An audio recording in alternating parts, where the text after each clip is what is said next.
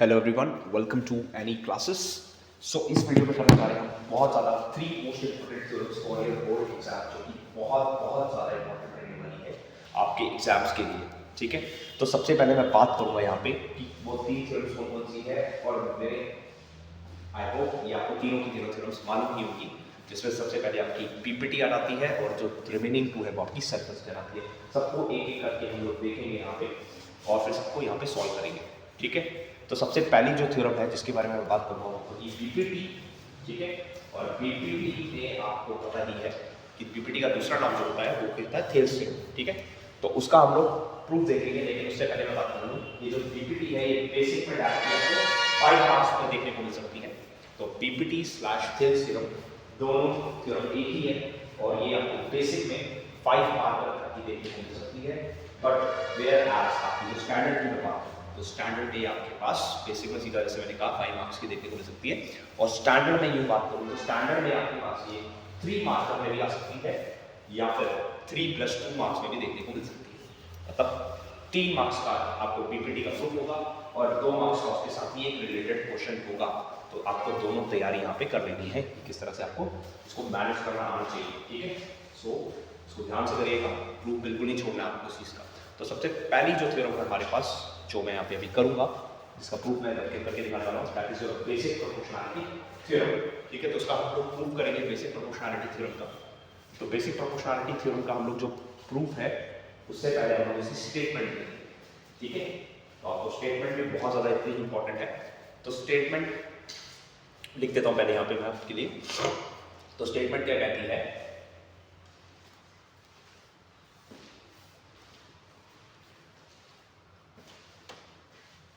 if a line is drawn parallel to one side of a triangle intersecting other 2 sides, then it divides the sides into equal ratios. So एक बार फिर से repeat कर देता हूँ। If a line is drawn parallel to one side of a triangle intersecting other 2 sides, then it divides the sides into equal ratios. ठीक है, तो proof देखेंगे अब इसका हम लोग। ठीक है, बट प्रूफ करने से पहले आपको सबसे पहले गिवन लिखना होता है। तो गिवन के लिए सबसे पहले मैं फिगर बना लेता हूँ, फिर उसके बाद हम गिवन लिखेंगे और 2 प्रूफ लिखेंगे और then we will write its proof. तो गिवन हमें दे रखा है एक ट्रायंगल, तो एक मैंने ट्रायंगल बना लिया यहाँ पे। उस ट्रायंगल का नाम है ए बी एंड सी। ठीक है, अब यहाँ पे एक लाइन ड्रॉ करनी है हमें, इसका नाम होगा डी, जो कि होगी पैरेलल टू बीसी। ठीक है, अब गिवन लिखने की बारी आती है, तो गिवन हमें लिखना पड़ेगा। ठीक है, तो प्रूफ से पहले गिवन लिखना जरूरी होता है। तो गिवन यहाँ पे आ गई हमारे पास, in triangle ABC DE is parallel to BC। तो जो DE लाइन है वो ये पैरेलल किसके, BC के। नेक्स्ट आता है हमारे पास टू प्रूफ। तो हमें जो प्रूफ करना है AD/DB, जो AD/DB है उसकी जो रेशियो है that is proportional to AE/BC। ठीक है, अब इसे प्रूफ करने के लिए हमें क्या करना है, सबसे पहले हमें कंस्ट्रक्शन करनी पड़ेगी। ठीक है, तो कंस्ट्रक्शन के लिए हमें क्या करना है देख लेते हैं उसको भी। तो कंस्ट्रक्शन के लिए हमें एक पॉइंट B से और एक पॉइंट E से हमें 2 परपेंडिकुलर रखने हैं। तो हमने लिखेंगे ड्रॉ। ठीक है, तो कंस्ट्रक्शन में आ जाएगा हमारे पास draw a perpendicular DP and EQ। ठीक है, तो मैंने 2 परपेंडिकुलर्स बना लिए यहाँ पे, और इसी तरह से आपको दोनों लाइन ज्वाइन करनी है जिसका नाम होगा BE और DC, जिसको आप सीधी बोल सकते हैं। ठीक है, तो कंस्ट्रक्शन मैंने कर चुकी है यहाँ पे। अब इसी को मैं लिखूंगा इसमें रिटन फॉर्म में। तो रिटन फॉर्म में क्या लिख रहा हूँ मैं, ये आ जाएगा हमारे पास draw DP perpendicular to AC and EQ perpendicular to AB। ठीक है, सो उसके बाद मैंने क्या किया, चौड़ी BE एंड CD। तो CD और BDE को हमने दोनों को ज्वाइन कर दिया है अब, ठीक है। तो अब आते हैं प्रूफ की तरफ। सो प्रूफ में हमारे पास क्या कहता है, सबसे पहले हमें लेना पड़ेगा area of triangle ADE upon area of triangle BDE, ठीक है। अब ये कैसे डिसाइड करना है कि हमें ADE लेना है। देखो हमारे पास AD और DB है ना, तो वो जो है उसी के साथ हमने लेना है। तो हो जाएगा 1/2 इनटू बेस, बेस बनेगी AD और हाइट होगी जो उसके ऊपर परपेंडिकुलर है, दैट इज EQ। तो देखो AD के ऊपर EQ गिरा ना, तो इसमें हमने EQ परपेंडिकुलर लिया। इसी तरह से BDE का हो जाएगा 1/2 into base, that is BD, और हाइट होगी द सेम जो कि EQ होगी। बड़ी सारी चीजें कैंसिल हो जाएगी, पीछे आपके पास आ जाएगा AD अपॉन BD, ठीक है। इसको आप ले लोगे इक्वेशन नंबर 1, ठीक है। इसी तरह से हम लोग बाकी दो ट्राइंगल्स में जो AE और EC को बन रहा है, तो एरिया ऑफ ट्राइंगल ADE फिर से आगे देना पड़ेगा और एरिया ऑफ ट्राइंगल CDE, ठीक है, या CED जो भी लिखिए आप। CED equals to 1/2 into base, base इस बार आपकी बनेगी AE, ठीक है, और हाइट कौन सी हो जाएगी, हाइट हो जाएगी जो इसके ऊपर परपेंडिकुलर है जो कि होगी DP, ठीक है। और नीचे वाले में भी 1/2 इनटू बेस, बेस हो जाएगी EC, लेकिन हाइट होगी द सेम जो कि होगी आपकी DP। तो सब कुछ कैंसिल हो जाएगा, पीछे हम बचेगा 1/2 कैंसिल, DP कैंसिल, तो पीछे बच जाएगा हमारे पास AE अपॉन CE। इसको रखेंगे हम नंबर 2, ठीक है। अब देख लीजिए दोनों को मैं डायरेक्टली कंपेयर करता हूं तो एक ही प्रॉब्लम आ रही है, जो डिनोमिनेटर्स में दो हमारे पास एरिया ऑफ ट्राइंगल्स है वो सेम नहीं है। तो अभी लिखेंगे now area of triangle BDE is equals to area of triangle CED, ठीक है। ये हमारे पास लाइन की थ्योरम होती है, triangles line on the same base and between same parallel lines are equal in. तो इसका रीजन ये लिखूंगा मैं, ट्राइंगल्स ऑन सेम बेस हमारे पास यहाँ पे हो जाएगा कौन सा, सेम बेस हो जाएगा हमारे पास DE एंड बिटवीन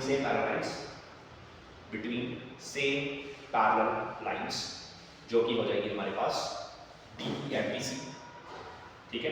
तो इसके चलते हमारे पास ये जो एरियाज है वो क्या हो जाएंगे, सेम हो जाएंगे। तो इसको मैं डालूंगा इक्वेशन नंबर 3 और next you can easily right from 1, 2 and 3। तो फ्रॉम 1, 2 and 3 we get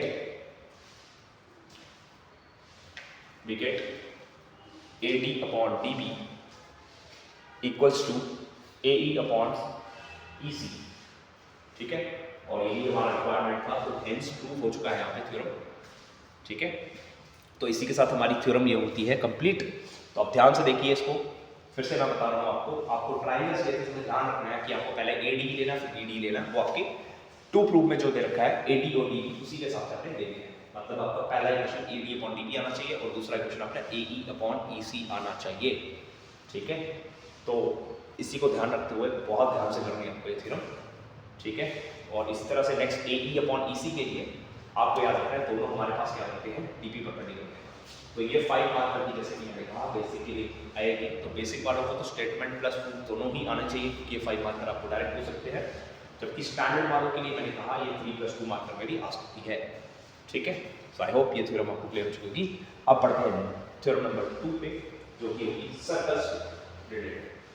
तो अब सर्कल से रिलेटेड आपको पता है 2 थ्योरम है हमारे पास।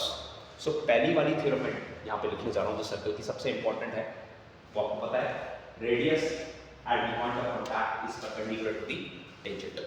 तो ये लिखूंगा मैं यहाँ पे statement, radius at the point of contact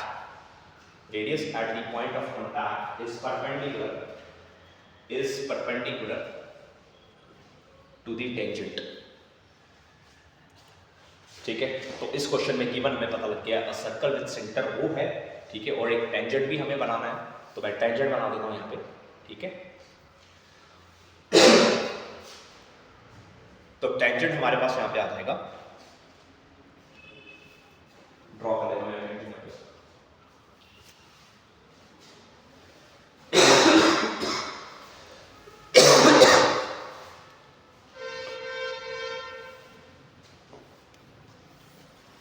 ठीक है। सेंटर को ज्वाइन करें टेंजेंट से, तो टेंजेंट यहाँ पे बना रहा हूँ मैं PQ। तो PQ टेंजेंट है, OP रेडियस है, और हमें बताना है जो OP है वो परपेंडिकुलर है किसके, PQ के। तो सबसे पहले गिवन लिख देता हूँ, गिवन मैंने पहले बताया क्या हुआ, a circle with centre O, a circle with centre O आपके पास आ जाएगा गिवन, और PQ क्या है हमारे पास, एक टेंजेंट है उसके, ठीक है। सो नेक्स्ट हम लोग बात करेंगे टू प्रूफ की। तो हमें क्या प्रूफ करना है, हमें प्रूफ करना है जो OP है वो परपेंडिकुलर किसके है, PQ के। तो OP is perpendicular to PQ, एक तो ये चीज होगी, या फिर आपको सिंपली प्रूफ करना है angle OPQ is equal to 90 degree. ठीक है, तो इसको प्रूफ क्या कैसे करेंगे इसको देखेंगे हम इस टाइम में। तो प्रूफ में सबसे पहले हम लोग आते हैं, ठीक है। तो प्रूफ करने के लिए हमें क्या करना पड़ेगा, OP को शॉर्टेस्ट डिस्टेंस शो करना पड़ेगा। तो इसके लिए मुझे एक और पॉइंट लेना पड़ेगा। तो take another point R on PQ। और अगर हम R पॉइंट लेके देखें यहाँ पे, तो जो R पॉइंट है पता है तो सर्कल के बाहर आएगा। क्यों सर्कल के बाहर आएगा, क्योंकि सर्कल और टेंजेंट में एक ही कॉमन पॉइंट होता है।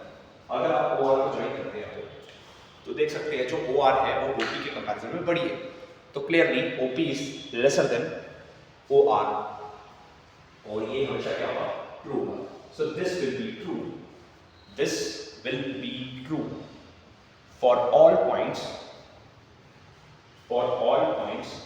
on PQ other than point P। ये देन की स्पेलिंग EHEN आना चाहिए, अदर देन पॉइंट P। तो OP is the shortest distance declare कर दिया आपने, क्योंकि OP सबसे छोटा है अगर हमें O से PQ की तरफ आना है। तो OP is the shortest distance of PQ from centre. ठीक है, तो OP शॉर्टेस्ट डिस्टेंस बन गया। और नाउ रिमेंबर जो शॉर्टेस्ट डिस्टेंस होता है वो हमेशा परपेंडिकुलर होता है। तो this implies OP is perpendicular to PQ, this implies angle OPQ equal to 90 degree. और इसी के साथ हमारी ये थ्योरम कंप्लीट होती है। So I will write it down, hence proved. ठीक है, सो आई होप ये वाली भी आपको क्लियर हो चुकी होगी थ्योरम। बहुत ज़्यादा सिंपल है, आपको शॉर्टेस्ट डिस्टेंस प्रूव करना है। अगेन इंपॉर्टेंट थ्योरम, 3 मार्क्स की आपको मिनिमम देखने को मिलेगी। आगे 5 की तो आई कांट से, लेकिन 3 मार्क की पक्का आएगी। और बेसिक वालों के लिए again I am saying it's very important.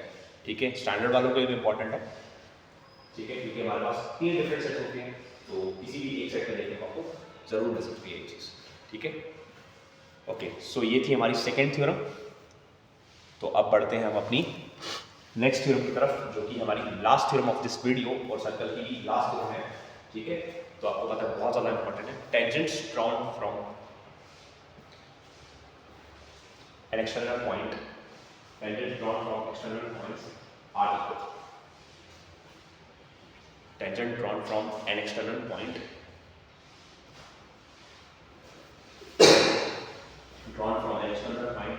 are equal.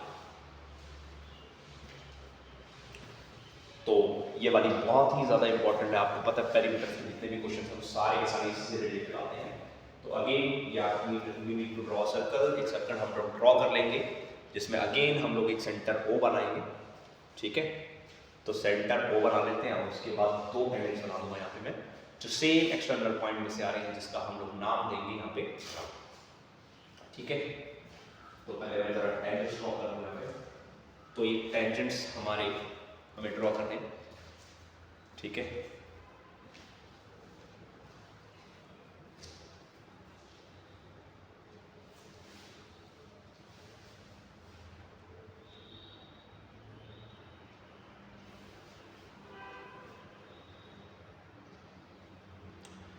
Okay, centre O ले लेते हैं।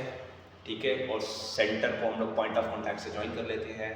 तो इनको मैं मार्क कर देता हूँ, पॉइंट P एक्सटर्नल और A और B हो गए हमारे पॉइंट ऑफ कॉन्टैक्ट। तो OA और OB रेडियस बन गया, और AP और BP ये हमें इक्वल प्रूफ करने हैं। A circle with centre O ये हमारा गिवन आ गया। ठीक है, और टू प्रूफ क्या करना है, हमने प्रूफ करना है PA इक्वल टू PB। ठीक है, अब PA PB हम कैसे प्रूव करेंगे, इसके लिए हमें कंस्ट्रक्शन करनी पड़ेगी। हम लोग OP को ज्वाइन कर लेते हैं। तो OP को ज्वाइन करते ही हमारे पास 2 ट्राइंगल बन चुके हैं।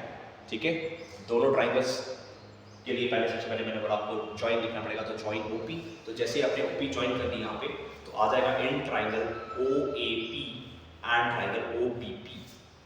ठीक है, इनको हम लोग कॉन्ग्रुएंट प्रूव करेंगे। सबसे पहला आता है OA इक्वल टू OB, तो रीजन इसका आ गया रेडियस। ठीक है, radius of same circle. Next OP equal to OP, you know वो कॉमन आ जाएगी।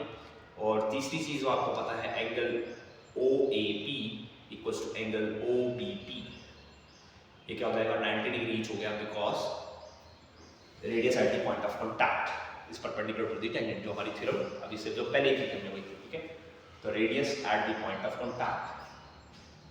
ठीक है, अब हमारे पास जो कॉन्ग्रुएंसी लगेगी यहाँ पे वो लगेगी by RHS triangle OAP is congruent to triangle OBP, ठीक है। तो बाय CPCP, मेक श्योर करिएगा CPS की मत लीजिएगा, PA इक्वल टू PB, जो कि काफ़ी स्टूडेंट्स गलती करते हैं। तो CPCP लिखना आपको, क्योंकि हमने कॉन्ग्रुएंसी लगाई है ना कि सिमिलरिटी, तो CPCP से हमारा हेंस प्रूव हो गया PA equal to PB। So this was the simplest one, ठीक है। काफ़ी ज़्यादा सिंपल थ्योरम और बहुत ज़्यादा इंपॉर्टेंट है, लास्ट टाइम भी बोर्ड में आई हुई है 2023 में, ठीक है। तो बेसिक वालों के लिए तो बहुत ज़्यादा इंपॉर्टेंट आती है वाली थ्योरम, सर्कल्स की दोनों की दोनों, ठीक है। तो ऐसे तीनों ही थ्योरम्स आपके लिए बहुत ज़्यादा इंपॉर्टेंट है, ठीक है। और बहुत ज़्यादा सिंपल भी आपको यही तरीका अपनाना है और इस थ्योरम को सॉल्व करना है, ठीक है। सो आई होप ये चीज़ आपको सारी की सारी क्लियर हो चुकी होगी, ठीक है। अगर फिर भी कोई दिक्कत आती है तो आप ये तीनों थ्योरम्स को पॉज कर करके देखिए, और कोई भी अगर दिक्कत आती है कमेंट सेक्शन में लिखिए, ठीक है। I will definitely clear it, ठीक है। अब बहुत ही कम टाइम रह गया आपके बोर्ड एग्जाम के लिए, ठीक है। तो मैथ्स का एग्ज़ाम भी आपका जल्दी आ रहेगा, तो इसलिए आपको प्रिपरेशन अपनी स्टार्ट कर देनी चाहिए, ठीक है। जैसे भी आपको लगे इन थ्योरम्स को ज़रूर ना छोड़िएगा। Thanks for watching and have a good day.